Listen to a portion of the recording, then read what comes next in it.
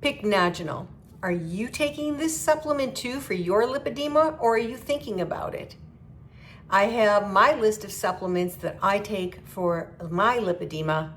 Stick around and find out what it is that I take.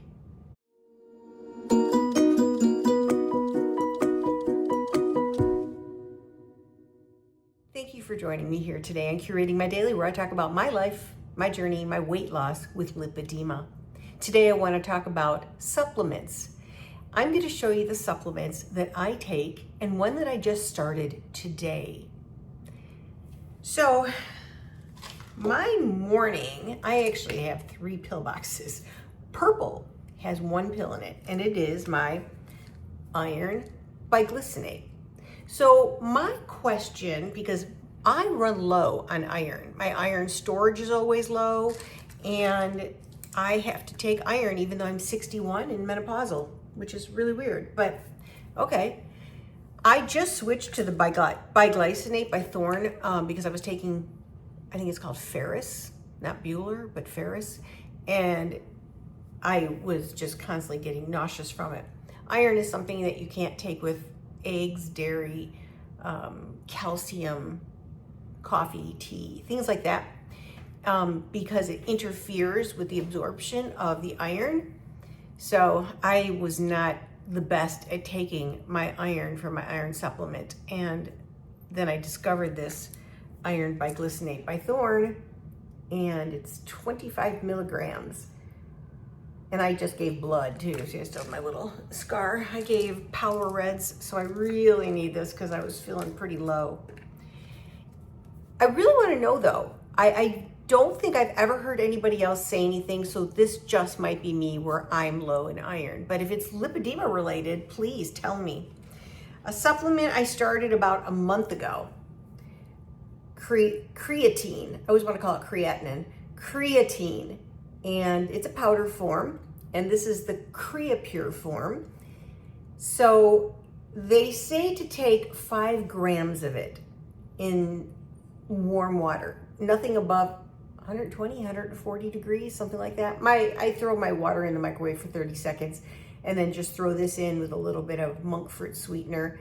And this has no taste, no taste. I just don't want to drink warm, unflavored water. But this is good for muscle retention, and bodybuilders use it. So I have been using this. I have not noticed any difference yet, but I think it's still too soon because I didn't do the load up. I did the unconventional way. In the morning, I also take Thorne, I think I take the Super, I think it's called. Super DHA, maybe? There's Super maybe it's the Super EPA. I think it's Super EPA. I bought this one on accident, and so it's gonna be 30 days worth. It's 2 just little yellow clear pills, and it is higher in DHA than it is EPA. The DHA is good for your brain, the EPA is good for inflammation. The other one that I take is a pill once, and it's probably twice this size. You can see it's just a small little pill. And I take 2 of these, and the other one I take 1, but the other one is the one that I want. I need to get back on that one. I didn't realize that I bought the wrong one until I opened up the jar and it was little pills. I'm like, what the heck, what are these? So I take these every single day right after I have my morning omelet, because it needs to have a fat behind it to help prevent, they call it the fish burps, and I've never had a problem. So yeah, I take these and I love it. Plus I have triglyceride problems, so with menopause. My other supplement that I take, because I know it's very common for women with lipedema to have low vitamin D. I am not a big sun goddess, never was, so I'll take mine in pill form, thank you. So my vitamin D constantly runs low. I have not tested it in the past year since I've been on D3. I'm kind of waiting just a little bit longer, and then I'll go get it tested because of something else. And I'm curious whether my D3K2 will make a difference. This is 5,000 IU, and it has vitamin K2 100 mcg. So I'm really curious as to if it's going to level off to a proper level, I should say, my vitamin D.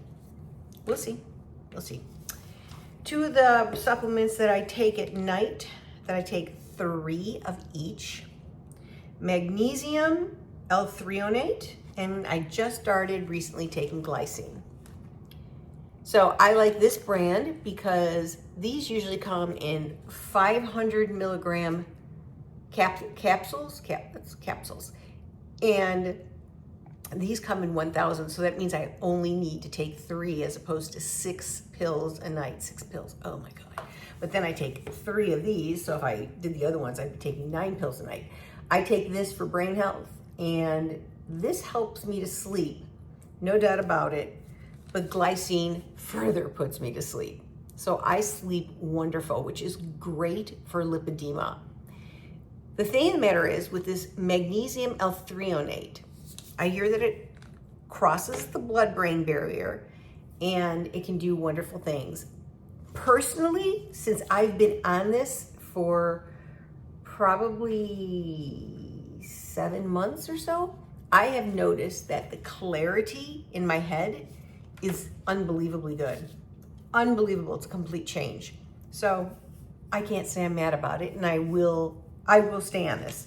I do have glycinate, I think it's called, version of this too, but I hold on to that glycinate for when I do a lot of walking, like if I'm on vacation and we're walking all over the place, then I'll use my glycinate then.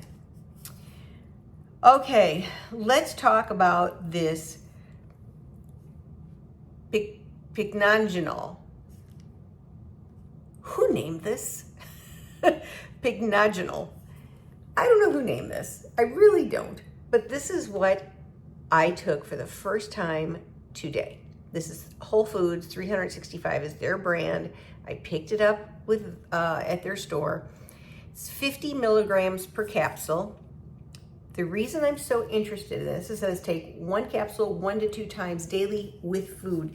The reason that I'm so interested in this word that I can't pronounce is there was a study done. And if you don't know the study, just Google lipedema, Pycnogenol, I said it, Pycnogenol study.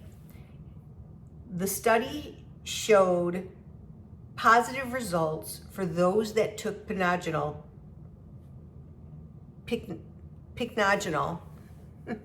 versus the controlled, who took plain, just crappy pills, just nothing in them.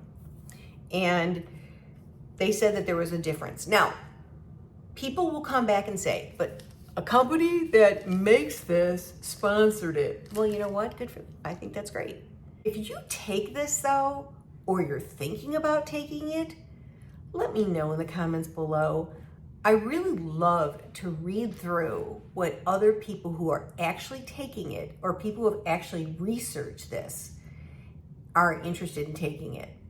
Why? And if you are not taking it, you are like, absolutely not, I will not take that. Why too? I really want to know pros and cons, because I'll take this 1 week. I take the Pycnogenol for 1 week. I'll take it in the morning, 1 capsule with my breakfast.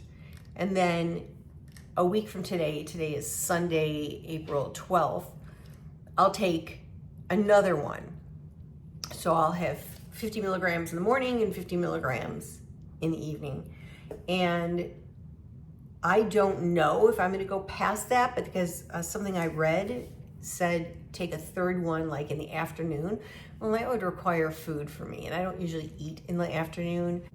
But yeah, look up the study. If you don't know what I'm talking about, just Google it away and look for lipedema and the Pycnogenol, if you don't know what this is. And look at it for yourself. Yeah, I'm very interested in this, and I will report back if I see any difference in my inflammation. I just saw a video quickly. It was a short where somebody was saying that this is helping cellulite. However, he didn't say lipedema cellulite. He just said cellulite. So I don't know, because they didn't differentiate between the two. But I'll let you know. Count on it. I will be here to let you know. I want to give this a couple months. The supplement that I stopped taking was the Diosmin, and I know that there's medical professionals who are like, oh, take Diosmin, it's wonderful stuff for you. I have to be honest, after taking it for 3 months, I saw zero difference, nothing. Now, if I'm missing something and you go, oh, wait a minute, but you're not noticing this about you, then maybe I'll consider taking it in. I buy the one that's from Italy because Italy is pretty well versed on lipedema. This lipedema of mine comes from my mother's Sicilian side. My mother had it. She didn't know. She's passed away since. And her mother and her sister both had it too. And their relatives out in Sicily have it. So they're pretty well versed. So I buy the Dulac, D-U-L-A-C, that comes from Italy. That was the Diosmin that I was using. And like I said, if you can convince me otherwise, I will consider going back onto it with all the other supplements, as long as it doesn't interfere with the Pycnogenol, then I am fine. But this is the one that I will report back on and let you know if I see any difference at all. Anyway, if you think I'm missing a supplement on here, let me know. Again, tell me if your iron runs low. I really, really want to know if that's part of lipedema or not. And I already know that vitamin D is, I don't know. I mean, I'm taking 5,000.